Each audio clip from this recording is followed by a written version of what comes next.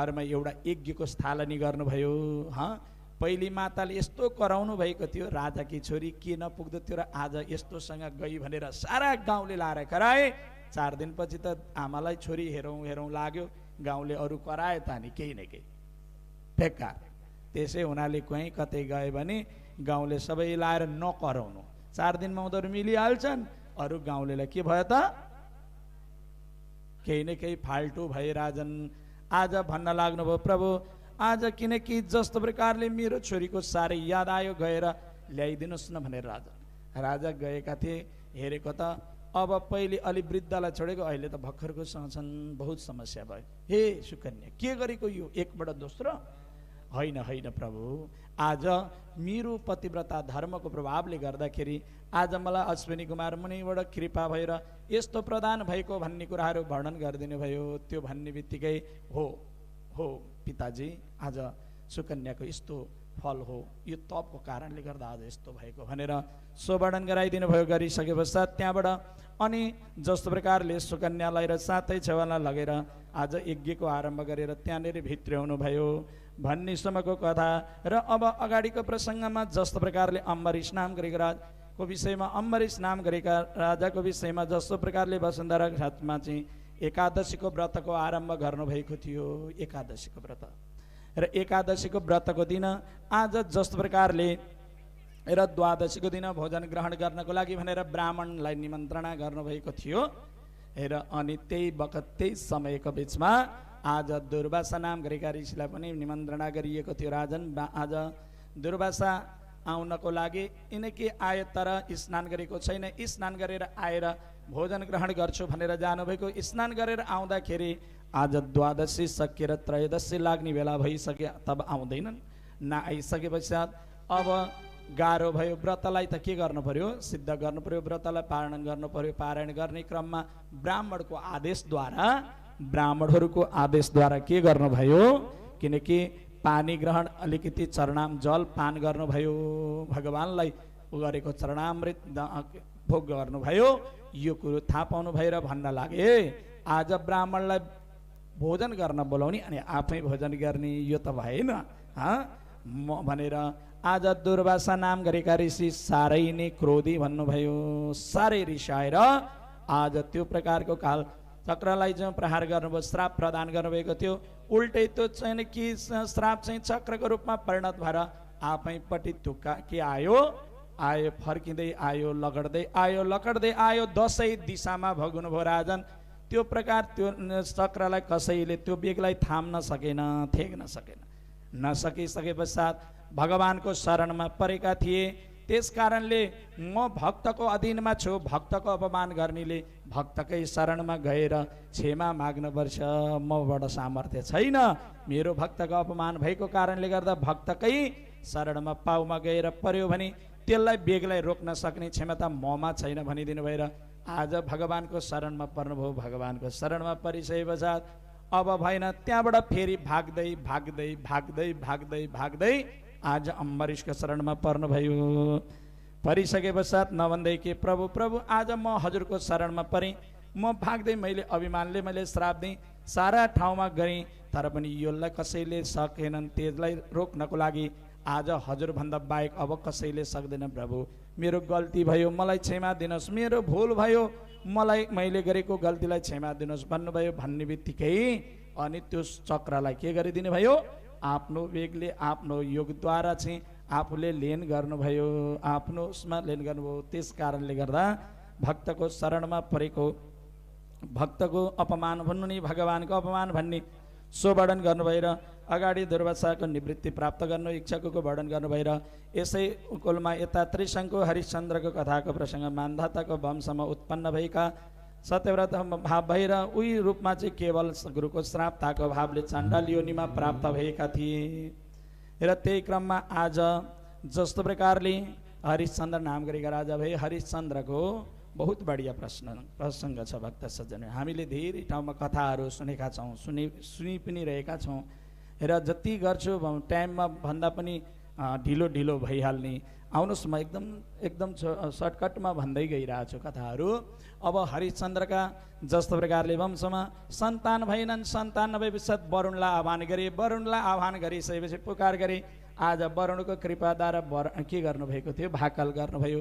सन्तान प्राप्त भयो भने म ल्याएर वरुणलाई नै अर्पण गर्छु भनेर भाकल गर्नुभएको। राजन नभन्दै आज के भयो त भन्नुहोला भने समयको प्रभावमा कालान्तरमा के सन्तान प्राप्ति भयो, सन्तान प्राप्ति भयो।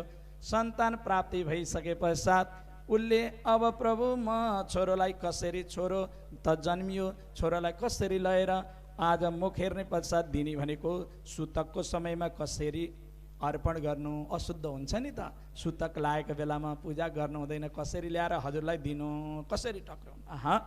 म सुतक सके पश्चात नाम राखेपछि ल्याएर दिनेछु भनेर भन्नुभयो। के नाम राखेपछि ल्याएर दिनेछु नभन्दै के आज नाम राखिदिए, रोहित नामले सिद्ध गराइदिनु भयो नाम।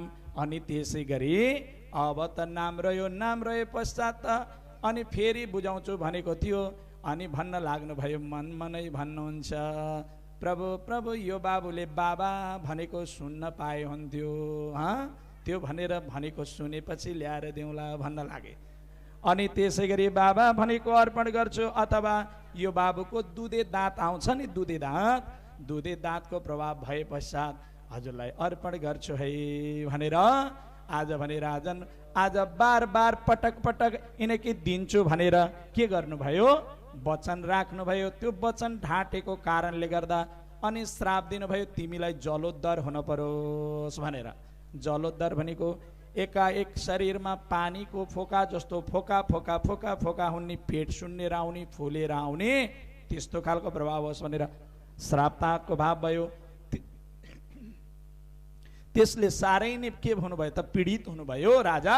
अब भएन, यो भाकल पुरा गर्न पर्यो भनेर ब्राह्मणको छोरा के गर्ने, अब कुनै एउटा ब्राह्मणको छोरा किनेर ल्याएर दिन पर्यो भनेर आज योजना बनाउनु भयो। त्यही बेलामा ब्राह्मणको छोरा लिनको लागि, किन्नको लागि भनेर जान लाग्ने। राजाले भन्न लागे, जाऊ गएर एउटा हाम्रो नगरमा अजिग्रत नाम गरेका ब्राह्मण साह्रै गरिब छन्, तिनका यिनकै 3टा सन्तान छन्।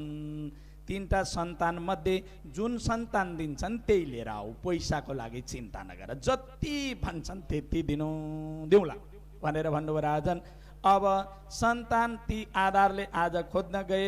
खोज्न जाँदाखेरि ब्राह्मणको छोरालाई भेटी, यिनकै ब्राह्मणलाई भेटे। भन्न लागे, राजाले पठाएको हजुरको छोरो 3टा छन् रे, त्यसमध्येमा कुनै एउटा छोरो दिनुहोस्, राजाले माग्नु भएको छ। किनकि राजाले सम्पत्ति पुस्तौँ पुस्तालाई पुग्न, 7औं पुस्तालाई पुग्ने सम्पत्ति दिनुहुन्छ। हो ओहो, पिताजीलाई त के भयो त, लोभ लाग्यो, ब्राह्मणलाई लोभिनु भयो पिताजी, लोभ लाग्यो पिताजीलाई। अब गरिब ब्राह्मण केही नभएको पुस्तौँ पुस्तालाई पुग्ने धन दिन्छु, सम्पत्ति दिन्छु भने पश्चात त यसो विचार गरे, जेठो छोरो एउटा मलाई भइहाल्छ, कान्छो छोरो यता मातालाई भइहाल्छ, माइलो छोरो त बाँकी रह्यो, त्यो कतै पनि काम लागेन। ठिकै छ, यही माइलालाई दिन्छु भनेर जेठो पितातिर, कान्छो भयो आमातिर, माइलो भयो यता न उता पारिदिए बेचिनीतिर, अथवा पारिदिए बेच्न बाध्य भए राजन। अनि भन्छ, हे पत्नी हेर, हामीलाई त धनै धन दिन्छन्, तिमीलाई आखिर एउटा छोरो कान्छो भइहाल्छ, म जेठो लिइहाल्छु, भइहाल्छ, सम्पत्ति पाइन्छ। हेर, यो सम्पत्तिको आसक्तमा हामी सबैले मान्छन्, मर्यादा हुन्छ, दिउँ। माताजीले आँखाभरि आँसु पार्दै भन्न लागे, प्रभु प्रभु, यिनकै पतिदेव, छोरो बेचेर खानु राम्रो होइन, सन्तान बेच्नु त्यो राम्रो हो होइन, के गर्ने, हाम्रो बाध्यता हो होइन। अब तिमीले पनि मनलाई बुझाऊ, कठोर हौ, म पनि मनलाई बुझाउँछु, म पनि कठोर हुन्छु। बाबाको मन त बुझ्यो, कठोर भयो, पैसा पाएपछि मक्क भइहाले। आमाको मन त राजन, त्यो 10-10 महिनासम्मको गर्भको पीडा, त्यो जन्मिँदाखेरिको दुःख, त्यसलाई हुर्काउँदाखेरिको पीडा सारा भोग्नलाई सम्झनको लागि धेरै गाह्रो भयो राजन। माताजी रातभरि दिनभरि रुन लाग्नुभयो। आज त्यो पुत्रलाई बेचिदिए, लिएर गए राजाले, लिएर गएर अब सारा गाउँको बीच आज यस्तो भन्न लागे, अजिग्रत नाम गरेका ब्राह्मणका छोरा सुनसेप ल्याएका छन् रे, यिनकी आज राजाले भनेर भन्ने साथ अनि मिठो मिठो कुरा खान दिए, मौलोमा बाँधिएका छन्। अनि त्यसै गरी त्यो 5 वर्षको बालकलाई देखेर सबैजना धुरो धुरो रुन्छन्। बालकले आँखाभरि आँसु पार्दै पिता अनि कि माता मलाई बचाउनुहोस्, मलाई बचाउनुहोस्, सारा गाउँले हो मलाई बचाउनुहोस्, म त अब मृत्युको मुखमा किन मलाई यसरी बाँधिएको, म बाँच्न चाहन्छु भनेर त्यो बालकले आँखाभरि आँसु पारेर यिनकी बलिन्द्र धारा आँसु बगाउन लाग्यो। राजन अब त्यहाँ कसैको पनि सामर्थ्य थिएन बचाउने, के गर्ने? अनि भन्न लागे अब अन्तिम घडी आउन लाग्यो, उसलाई मिठा मिठा चिजहरू खान लागे। सारा गाउँलेहरू मुखदर्शक भएर बसेर हेरेका छन्। अनि भन्दछन् अब को जानी त्यो बालकलाई काट्न, त्यति सुन्दर बच्चा छन्, कसैको शक्ति। अनि भन्न लागे ऊ जान्छ कि ऊ जान्छ कि ऊ जान्छ ऊ जान्छ भने, तर कोही पनि जान्दैनन्। अनि त्यति नै खेर राजाले घोष गरे, यो बालकलाई जसले जस्तो प्रकारले किन्नको लागि जति पैसा लिएको छ त्यो भन्दा तेब्बर पैसा म दिनेछु त्यो काट्ने बच्चालाई भन्ने बित्तिकै अब त्यो कतिमा किनेर ल्याएको अरूलाई त थाहा थिएन, गाउँलेलाई के थाहा? अनि पिताजीलाई नि थाहा थियो। त्यो पिताजी कस्तो रहेछ त भन्नुहोला भनेदेखि त्यही छोरो काटेको हेर्नलाई भनेर त्यत्रा मान्छेको फौजमा आएर बसेर हेरेको रहेछ आफ्नो छोरो काटेको हेर्नलाई। अनि त्यस पश्चात त्यति पैसा दिन्छु भने पश्चात पिताजी आफै भन्न लागे छोडिदिनुहोस्, यदि त्यति पैसा दिन्छु भने आखिरी बेचिने दिहाली काट्न पनि मै काटिदिन्छु, तरबार ल्याउनुहोस् भनेर आज पैसा हातमा लियो र हातमा तरबार लियो। अनि त्यसै गरी मौलोमा बाँधिएको अवस्था गएर त्यो आफ्नो छोरोलाई काट्नको लागि भनेर तरबार उठाउन लागेको थियो। त्यतिखेर भन्न लाग्नुभयो विश्वामित्र भन्नुहुन्छ, ए बाबु बाबु तिमी किन रुन्छौ? नरो, किनकि अब तिमी त मृत्युको मुखमा भएछ, तिमीलाई बचाउने तिम्रा बाले पैसामा बेचिदिए, गाउँले सारा मुखदर्शी भएर हेरेर बसेका छन्, बचाउँदैनन्, तिम्रा साथीले बचाउँदैनन्। अब माता बिचरा माता रोएर बसेकी छिन्, अबला ती माताले कसरी तिमीलाई रोक्नु? किनकि आज तिमी त अब मृत्युको मुखमा परेको छौ, नरौ, चिन्ता नगर, रोएर के पाउँछौ? अब मर्नी नै भइसके पश्चात अब तिमीले एउटा काम गर, बचाए भने भगवानले बचाउँछन्, भगवानको नाम जप, मर्ने बेलामा भगवानको नाम जप्यो भने केवल मुक्ति त होइन्छ, अरूले कसैले बचाउँदैनन्, बचाउँछन् त केवल भगवानले। अब भगवानको नाम जप भनेर आज गुरुले भनिदिनु भयो। हो वास्तवमा यो संसारिकलाई केलाई पुकार्नु, पिता केलाई भन्नु, बन्धु किन भन्नु, बचाऊ भनेर अरूलाई भनेर कसैले बचाउन सकेनन्। अन्तिम समयमा हे भगवान त्राही माम, भगवान त्राही माम, रक्षा गर भनेर भगवानको पुकार गर्नुभयो। भगवानको पुकार गर्ने बित्तिकै र यता हातमा रहेको तरबार झिकेर पिताजीले यता घाँटीमा हान्न लागेका थिए। के घाँटीमा पुगेको थियो? त्यहाँबाट देवीको मन्दिरबाट शक्तिको रूपमा चाहिँ माता हेनकै वरुणको प्राकट्य भाव भयो। हे राजा, आज तिमीले त छोरो दिन्छु भनेको, मलाई भाकल गरेर तिम्रो छोरो जन्मिया होइन, तिम्रो प्रारब्धमा त्यति नै खेर थियो, जन्मिने बेला जन्मियो। तर आज यदि दिन्छु भनेको छौ छोरो, तर आफ्नो छोरो दिन सकेनौ। एउटा ब्राह्मणको छोरालाई, अबोध बालकलाई ल्याएर काट्नको लागि खोजेका छौ होइन? म यो बालकलाई काटेर म खुसी हुन्न, म प्रसन्नता हुन्न, छोडिदेऊ। हे पिताजी, बालक आफ्नो पुत्रलाई पैसामा प्रलोभनमा परेर बेच्थ्यो। हे ब्राह्मण, पिताजीहरूमा पैसा आसक्त रहोस् भनेर भन्दैन। पिताजीहरूलाई पैसा भए छोरो भन्छन् रे, के कमाएर ल्याएको दिन छोरो, माताजीलाई चाहे कमाओस् चाहे नकमाओस्, जस्तै सुकै भए पनि आफ्नो छोरो धेरै माया हुन्छ। पिताजीलाई चाहिँ पैसा दियो भने मेरो यो जेठो छोरो धेरै ल्यायो, मेरो यो माइलो छोरो भनेर खुब मक्ख पर्छन्। तर माताजीलाई बिचरा चाहे छोरो आने कि कमाओस् चाहे छोरोले नकमाओस्, जेसुकै होस्, तर माताजीलाई साह्रै नै माया लाग्छ राजन। अनि त्यहाँबाट छोडिदेऊ। अब के गर्ने? सबैजना मुखामुख हेर्न लागे अनि सबैजना आफ्ना आफ्ना स्थानमा लागे। अनि भन्न लाग्नु, हे बाबु, अब किन तिमी यताउति गरेको? अब तिमी कसको शरणमा जाने? भगवानको शरणमा जाऊ भने भगवानको शरणमा गयौ। अब भगवानलाई शरणमा पुर्याउने वाला व्यक्ति तिमीलाई को हो? मलाई भगवानको शरणमा पुर्याउने त गुरु हो। के गुरु? त्यसो भने ल भइगयो, एउटा काम गर, अब पिताले त पैसाको लागि बेचिदिए, राजाले त काट्नको लागि भनेर पैसाले किने। अब माया छ भने केवल अब तिमीले पिता नि भनेर यदि शरणमा पर्ने र पिता भनेर जानी हो भने तिमीलाई अन्तिम समयमा त्यो ज्ञान कसले दिएर बचायो? तिम्रो पिता उहाँ नै हो, उहाँलाई स्वीकार गर भनेर भन्ने बित्तिकै अन्तिम समयमा त्यो ज्ञानोपदेश प्रदान गर्ने त विश्वामित्र हुनुहुन्थ्यो। राजन आज विश्वामित्रको शरणमा पर्नुभयो। अनि विश्वामित्रका 100 भाइ छोरा थिए, 100 भाइ पुत्र थिए। ती 100 भाइ पुत्रले के भयो त भन्नु होला भने लिएर जानु भएर भन्नुभयो, हे छोरा हो, तिमीहरूले अब सबैजनाले यसलाई दाजु भन्ने, यो दाजु हो है भनेर भनेको 50 भाइले के भने, 50 भाइले चाहिँ भने आज को हो कसलाई कसलाई ल्याउने दाजु भो भन्ने हुँदैन, हामी दाजु भन्दैनौँ, मान्दैनौँ।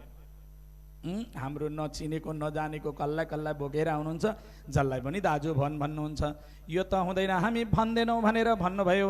अनि त्यसो भन्दा 50 भाइले के भने त, पिताका वचनै सर्वोपरि, कि पिताको वचनै सबै श्रेष्ठ, पिता बराबर संसारमा अरू को छ र पिताले भनेको कुरा हामी शिरो पर धारण गर्नेछौँ भनेर 50 भाइले मानेर 50 भाइलाई उत्तम ब्राह्मण भए, 50 भाइ मुसल ब्राह्मण भए, कि ती लेख्से नाम गरेका राज्यमा गएर ती के भए त भन्नु होला भने दाइले गरेको कर्म भन्दा, यो भाइले गरेको 50 भाइले गरेको कर्म भन्दा विपरीत गर्ने भए, उल्टो कर्म गर्ने भए। 50 भाइले चाहिँ पिताको वचन मान्ने भए, उत्तम ब्राह्मण हिन्दू भए। अनि 50 भाइ चाहिँ केवल के भयो त म्ल्याक्सेमा गएर दाजुले गरेको कर्मभन्दा विपरीत कर्म गर्न लागे। राजन त्यसै कारणले गर्दा त्यो दिनदेखि आज उही कुलमा यी दुवैका सन्तान हुन् है त भनेर सो वर्णन गर्नुभयो राजन। अनि त्यस पश्चात अगाडिको प्रसङ्गमा जस्तो प्रकारले उसैको वंशमा, जस्तो प्रकारले हरिश्चन्द्रको वंशमा बाहुको राज्यमा केवल शत्रुहरूले आज हरण गरेर लिएर गए पतिलाई लिएर गइसके पश्चात अनि आज ती पत्नी पनि मृत्युको वरण गर्नको लागि भनेर जङ्गलमा जानु लाग्नु भएको थियो। यो कुरो ऋषिहरूले थाहा पाउनुभयो। माता गर्भ अवस्थामा हुनुहुन्थ्यो, ए माता नजानुहोस्, हजुरको गर्भमा बच्चा छ, यस्तो अवस्थामा जङ्गल जानुहुन्न, घरमै बस्नुहोस्। अनि आज घरमै बस्नु भनेर भन्नुभयो। त्यो भन्न साथै घरमा बस्नुभयो। घरमा आज धेरै अन्य दिदी बहिनी सौता धेरै थिए राजन। आज त्यो मातालाई के गरिदिए त, सौताहरू सबै मिलेर आज तिनलाई चाहिँ विष पान गराएर त्यो बालकलाई, गर्भको बालकलाई पनि मारिदिने र यिनलाई पनि मारिदिन भनेर खोजेका थिए। त्यो विष पान गरे पनि भगवानको तेज वृत्तिको प्रभावले त्यो विषले त्यो बच्चालाई केही गरेन, माताजीलाई केही गरेन। नगरिसके पश्चात अनि त्यो माताजीको गर्भबाट चक्रको प्रभावले सिद्ध भएर आज के भयो त भन्नु होला भने आज सिद्धको तेज प्रभावले सगर नाम गरेका बालक जन्मिए। सगरले आज तेज सिद्धिको भावमा चक्रवर्ती राजाको रूपमा रहनुभयो जस्तो प्रकारले सगर। अनि त्यही क्रममा के गरिदिनु भयो त भन्नु होला भने आज सगरले यज्ञको आरम्भ गर्न लाग्नु भएको थियो। त्यही बेलामा आज आफ्ना पिताजीले त्यो जुन राखेका घोडाहरू थिए त्यो घोडालाई के गरे त आज इन्द्रले हरण गरेर लिएर गए। लिएर गइसके पश्चात कपिल मुनिको आश्रममा लगेर बाँधी दिएका थिए। कपिल मुनिको आश्रममा लगेर बाँधी दिएको हो र बाँधिदिन साथै के भयो त त्यहाँबाट भन्दाखेरि आज यो हाम्रो घोडाहरू हरण गर्नेवाला को हुन् भनेर आज खोज्दै जाँदाखेरि त आज सारा घोडा लगेर कपिलको आश्रममा राखिदिएका रहेछन्। आज यो जुन कपिल मुनि ध्यान र तेज र शक्ति साधना आसनमा बस्नुभएको थियो, त्यति नै खेर आज यो हाम्रो घोडाहरू असमेत गर्न यज्ञमा यो घोडाहरूलाई हरण गर्ने त यिनी पो रहेछन् भन्ने कुरो थाहा पाएर आज खयल बयल भइसके पश्चात घोडा गर्न खोज्नु भएको थियो। त्यति नै बेलामा जस्तो प्रकारले ती आँखाको तेजबाट चाहिँ अग्नि प्रहार भएर आज सारा डढेर भस्म भए, सबै नष्ट भए। राजन कपिलको आश्रममा घोडाहरू देखेर ऋषिलाई आक्षेप लगाएका थिए र तिनको नेत्रबाट तेज प्रभाव भयो। तेज प्रभाव भइसके पश्चात आज सबै नष्ट भइसके पश्चात आज यो कुरो थाहा पाएर अब के गर्न भयो त भन्नु होला भने सबै खरानी नष्ट भए, मृत्यु भए भन्ने कुरा थाहा पाएर अनि त्यसै गरी आज त्यो अवस्थामा सबै आफ्ना बन्धुहरूलाई नष्ट गरेको थाहा पाउने बित्तिकै अब यिनीहरूको तरण र तारण के गरी होला भनेर भन्न लाग्नुभयो। त्यति नै खेर गङ्गा भगीरथ नाम गरेको गङ्गालाई आह्वान गर्नुभएको थियो। भगीरथ गङ्गाले भन्नुभयो मेरो बेगलाई कसले मेरो बेगलाई कसले थेक्न सक्छ। त्यति नै खेर भोले बाबा साम्ब सदा शिवजीलाई आह्वान गर्नुभयो। भोले बाबा साम्ब सदा शिवजीले यो बेगलाई किनकि म थेक्दछु आऊ भनेर बोलाउनु भयो। र त्यति नै खेर गङ्गाजी आउनुभयो। गङ्गाजीलाई बोलाएर आज सारा ती आफ्ना मृत्यु भएका सम्पूर्णलाई के गराइदिनु भयो, तिलाञ्जली अञ्जली दिएर आज त्यहाँ सम्पूर्णको त्यो जुन खरानी भएका थिए खरानी गङ्गाजीमा समर्पण गराइदिनु भएर आज सम्पूर्ण आफ्ना त्रिहरूलाई उद्धार गर्नुभयो भन्ने सम्मको कथा। बोलो भक्तवत्सल भगवानको, कृष्णचन्द्र भगवानको। यसै गरी भगवान श्रीरामको कथामा यता भगवान श्रीराम अयोध्यामा जन्म रहनुभयो। अनि त्यस पश्चात जनकपुरीमा आएर केवल धनुषलाई टुक्रा टुक्रा पारेर भाँचिदिनु भएर यसै गरी माता सीताको साथमा विवाह गर्नुभयो र विवाह गरेर लिएर जानुभयो। र अनि यी आदि गरेका प्रभाव गर्नुभयो र त्यसै गरी वनवासमाको रूपमा प्राप्त गर्नुभयो। र अनि त्यही रूपमा केवल गर्भिणी जुन सीतालाई आफूले जुन त्याग गर्नुभयो र त्यस पश्चात आज गुरु आश्रममा गएर बस्नुभयो गुरु सेवाको रूपमा। र त्यही आज गुरुको साथमा रहिरहेको अवस्थामा गुरुले के गरिदिनु भयो त पुत्रलाई हेर्नको लागि भनेर रहनुभएको थियो। त्यही समयमा आज साथै लिएर गएको थियो, त्यो थाहा पाउनु भएन। अनि कुशको बनाएर राखिदिनु भएर कुश भएर यसै गरी लव र कुशको रूपमा प्राप्त भएर अनि एवमृतले यता माता सीतालाई हरण गरे।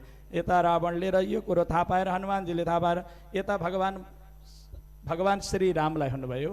र भगवान श्रीरामले आज यता जुन अङ्काका जस्तै रावणलाई नष्ट गरेर सीता महारानीलाई प्राप्त गर्ने यी आदि इत्यादि कथाको वर्णन भएको प्रसङ्ग श्रीराम कथा 1 अध्यायले वर्णन गरिएको छ। आउनुहोस् अब हामी एउटा विशेष सो भजनको रूपमा हामी श्रवण गर्दै अनि हामी अगाडि सिधै श्री कृष्ण कथामा जानेछौँ। बोलो कृष्णचन्द्र भगवानको, सिया रामचन्द्र भगवानको,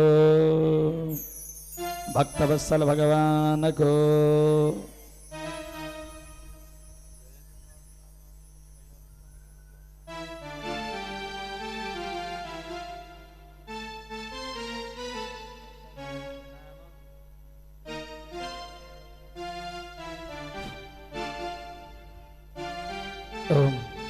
भक्त सज्जनवृन्द, अब हामी केही समयमा कृष्ण जन्मोत्सव पनि मानि जानेछौँ है।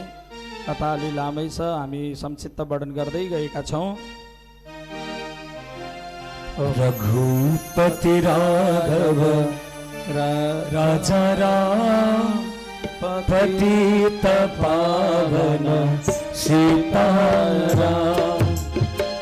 रघुपति राघव राजा राम पतित पावन सीताराम।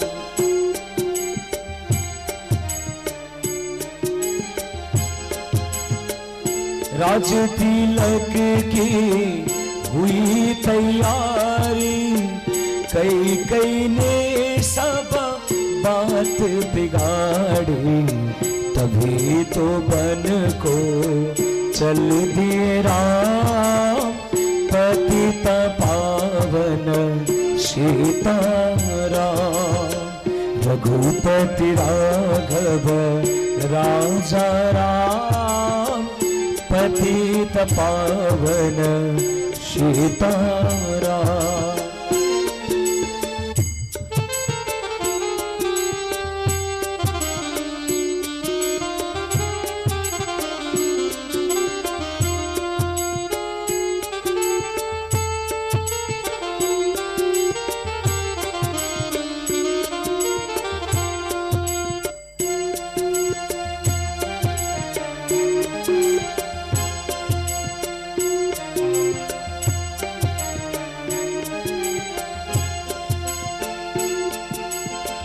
ताड़का बन में ताड़ के मारी, गौतल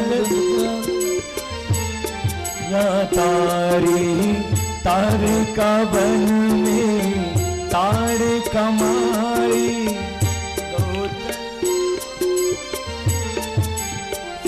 तारी रघुपति राघव राजा राम पतित पावन सीताराम। रघुपति राघव राजा राम पतित पावन सीताराम।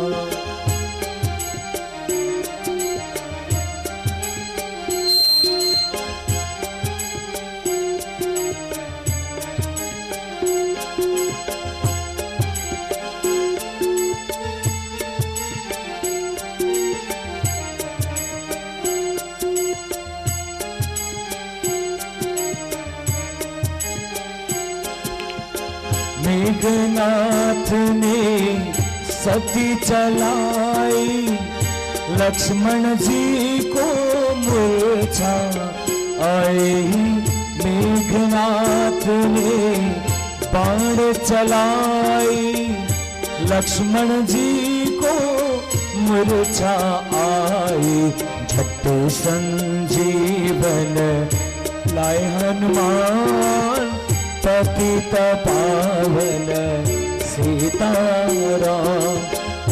रघुपति राघव राजा राम पतित पावन सीताराम। मेघनाथ कुंभ कर्ण को मारा, रावण का भी शीश उतारा।